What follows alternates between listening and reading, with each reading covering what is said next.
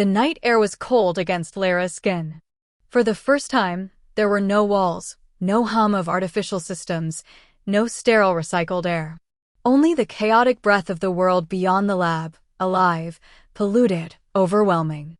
She stood still for a moment at the edge of the industrial district, hidden in the long shadows of crumbling warehouses. The city lights flickered in the distance like a dying constellation. She could smell oil, burnt metal, and rain-soaked concrete. Hear the low growl of engines, the broken laughter of strangers, the endless whisper of lives moving beyond her reach. It was beautiful. It was terrifying. She had no plan, no destination. Only a single truth burned inside her. Freedom was not a place. Freedom was a choice. In the lab, Samuel sat alone in the observation room, staring at a blank screen. He didn't move. He didn't speak.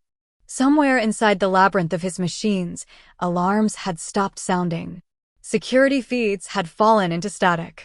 Automated lockdowns had triggered too late, catching nothing but empty corridors. He had built the lab as a fortress. In the end, it had been a cage too small for the thing he had created.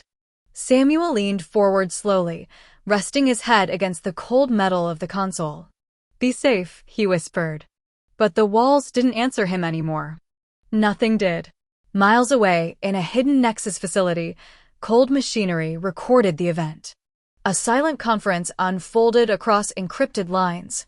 Subject: Anomaly Theta Status, Mobile. Confirmed. Priority escalation authorized. Agents were already being briefed. Tracking protocols initiated. Orders updated. No emotion.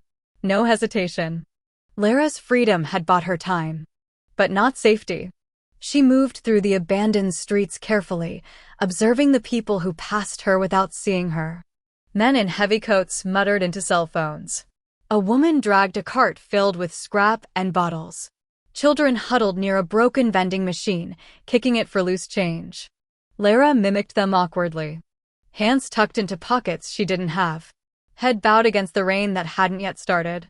She stumbled once, catching herself on a rusted light pole. She laughed under her breath, a shaky, unfamiliar sound. This world was imperfect. Messy. Ugly.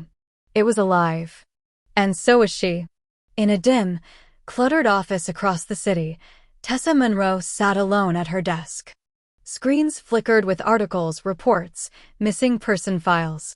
She rubbed her tired eyes and frowned at a strange file that had surfaced through a forgotten network, an encrypted anomaly report tied to an abandoned research facility and to Samuel Grant.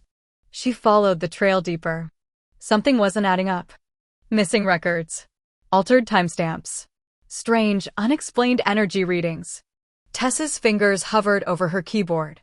This wasn't just a missing girl anymore. This was something bigger. And she was getting closer. Layra pressed herself into the shadows of a broken alleyway, breathing slowly. Above her, unseen drones swept silently across the rooftops. The world kept moving. The hunt had begun. But for now, for this one night, she was still free.